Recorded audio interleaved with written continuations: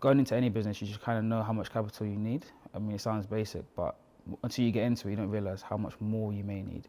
And we will find ourselves putting a lot of money into marketing, getting the right influencers and the right people wearing our stuff, and that in itself drained us.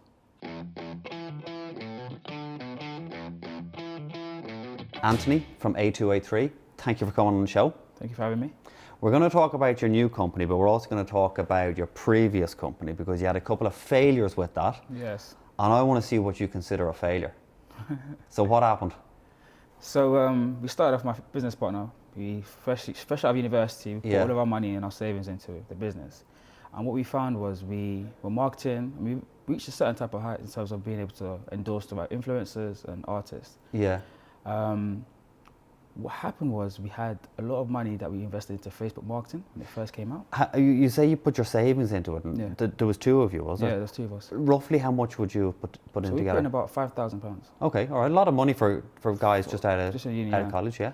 And what we had was we had a whole room full of stock, and Okay. that was our first mistake, let's say, because we thought we'd go online and we'd have loads of sales. Yeah. Same mistake everyone makes. You know, Yeah. we need all this backup to sell it. Honestly. Yeah.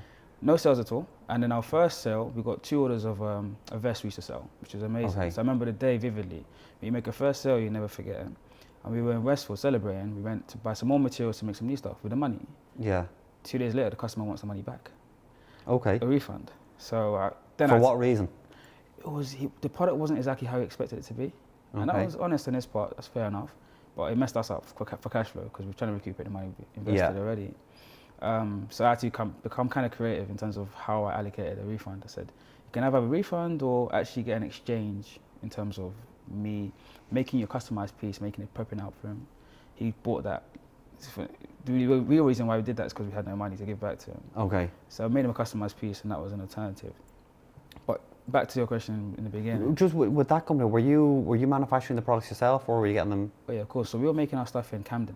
Right. Okay. Camden is where we had a small factory, and we could do small amounts, small quantities. Yeah. Most of our stuff was made to order, so we get order online. So eventually the business model changed from having just loads of stock in the room, Yeah. to actually we get an order from online, and then we go and make the products, which I feel like is a lot of a smarter business strategy than. Yeah. Of course. making Yeah. our Yeah. stuff. So as you were saying, in terms of the question, why did we fail?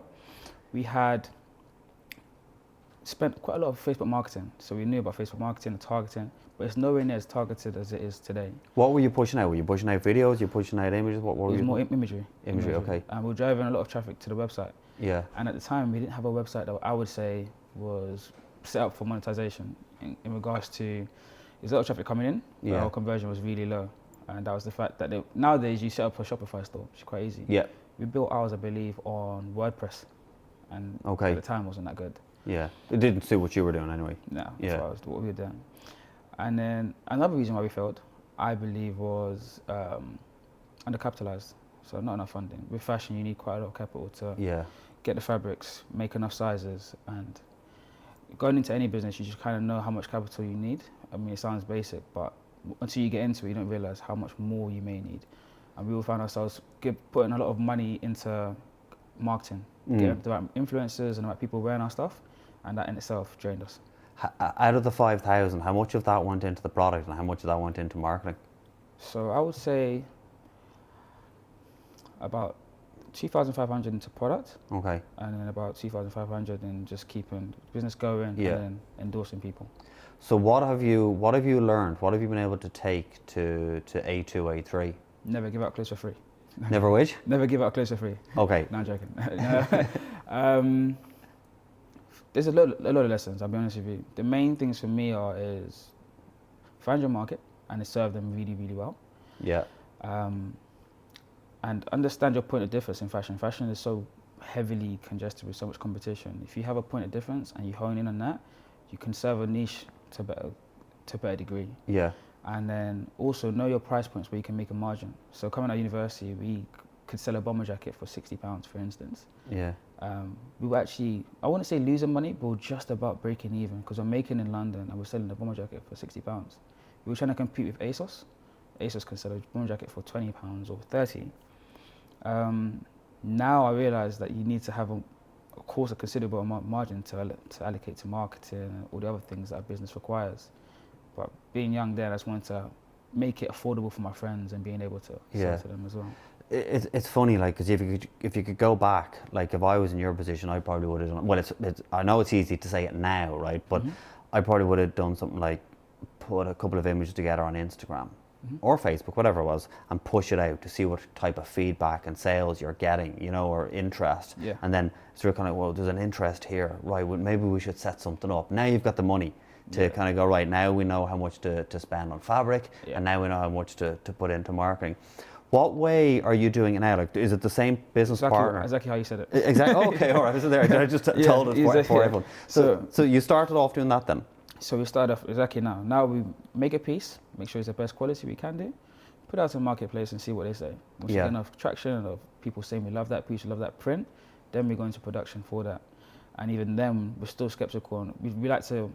I prefer to sell more and have more demand than oversupply, which is the business model. It's tricky with clothing though, isn't it? Yeah. Because, like, not only, like, let's say for argument's sake, the shirt you're wearing now is one of the products that you sell, right? You could have that comes along in 4 different colours. Yeah, exactly. Okay, and then you've got, like, what, 4 or 5 different sizes. Exactly. And then when you start up, you think, right, we need the same amount of all of them. We need, like, 100 green, 100 blue, 100 yellow, and then we need, like, 20 small, 20 medium, 20, like, see, like, it's crazy. so were you able to, how do you cope with that now? Because you're obviously getting some feedback because you tested. Are you able to go, actually we need 200 green and we only need 50 yellow? I feel like you never know that. Never. But your instinct does. After doing something for so long, with anything, you learn that, okay, cool. Rather than making 20 XLs and 20 smalls and 20 mediums, you know, medium's going to be a lot more people fit into that. Yeah. So you kind of learn less numbers on the XL, less numbers on the smalls. But when it comes to colors as well, for instance, this is a green. Not many people, in my opinion, would prefer a green, where a navy is more likely going to sell more. And you kind of learn that over time. Navies and blacks always do. Which are the popular colours? Most popular ones. Yeah. You allow the colors, it's just subjective. Like you said, fashion is so subjective. Did you put much money into this company? Yes, so I'm about 15 into this one, 15,000. What did you do in between? A lot of money for me personally, I don't know for everyone else. Yeah, but I'm just thinking, what did you do in between, say, the last company, right, where you'd spent your money, right, and then starting the new company? Like, where did you generate money? What were you doing? Yeah, what didn't I do? That's where I believe the journey went. Because when I was doing fashion before, I felt like I had purpose and I knew exactly what I wanted to do. Yeah. And then I got to a stage, I was about 23 when my last company went down. I wanted to just make money for my family. So I went into recruitment, which was good for making money, but I just felt aimless doing that. Went into sales, worked in retail. But you probably had a purpose. You knew you were there for a certain amount of time to build money while you were getting ready for the next business. If I knew I was going to go back into fashion then I would have felt like I had purpose. I just felt like... You didn't know at the time? I didn't know. At the time, I just wanted to make money, as you do. But yeah, so I did loads of other stuff that involved me just trying to generate money. And then this time last year, I was doing a lot of research online in regards to trends and whatnot, because I've always been on top of trends on the street, but actually knowing the corporate level. And then I found just sustainability in regards to people. Well, the fashion industry is the second biggest polluter out of all industries in the world. So I thought, how can I get back into fashion? And this is what my calling now, in terms of being able to portray a brand which is cool. People love the brand for what it is, and it happens to be sustainable. And then we push out that brand, that element of it as well. So yeah, that's how I ended up going back into fashion. I want to know what it was like, just before we finish up. What was it like for you? Because you would set up a clothing company, and as you said, you put your money into it, which was the 5,000, which is a lot of money for guys out of college, to then going back to the workplace, to now, are you doing this full time? Yes. So what was it like? Because again, it was a risk, and it was a risk that you know now what failure was like. So what was it like when you decided, no, I'm leaving recruitment and sales and going into this now? Because were you thinking that this is a big risk, or were you going, no, I'm ready now? Good question. At the time, I believe I was ready. I've always been ready to leave. I don't get on in workplaces, I'll be honest with you. When I was working in recruitment, I'd have to be standing on my feet walking around, or any sales role. So in the actual office, I just can't get on. So I always wanted to get into I want to answer this question again. I'm sorry. No, you're right. Sure. You want me to ask the question again? Yeah, all right. Okay. I mean, you've asked it, so I could probably edit out. No, I'll ask you. I can ask it in a better way as well. So, all right. So, when you set up the new company, you had gone through obviously failure with the previous clothing company, and it was a big risk because you'd put your 5,000 into it, which was a lot of money for people coming out of college to decide they wanted to start up a business, and then you lost that, right? You went working then in recruitment and sales before you set up A2, A3. Yeah. What was it like for you when you decided you were going to go full time into this, knowing that it had failed on you in the past? So were you quite nervous, or were you just kind of going, no, I'm ready, I've learned a lot from the past, and now I know what I'm doing? If I'm being completely honest, I lean more to the nervous side. And the reason why I say that is because I feel like a failure kind of knocked a lot of my confidence. When I first went into the business with the first 5K originally, the Blank World business, I just went all guns blazing. I fresh out of university, kind of naive. Yeah. And now I was a little bit more cautious with my finances, where I put them, and I understood that I had to learn. And that's why I reached out to a lot of mentors to kind of save me some time and guide me better. But also I did a fashion course, which helped me as well into the business element. And then I also just worked hard online to find out everything I need to know. So I picked up a lot of skills in my meantime in regards to what can limit the amount of risk I'm exposed to. Well, look, you actually learned so much, right? And if you think about it, 5,000 wasn't actually a lot to spend on the valuable lessons that you learned. You could have spent a lot more of that in college that wouldn't have actually brought valuable lessons like that. Anthony, thank you so much for coming on the show, and best luck with A2 and A3. Thank you so much for having me.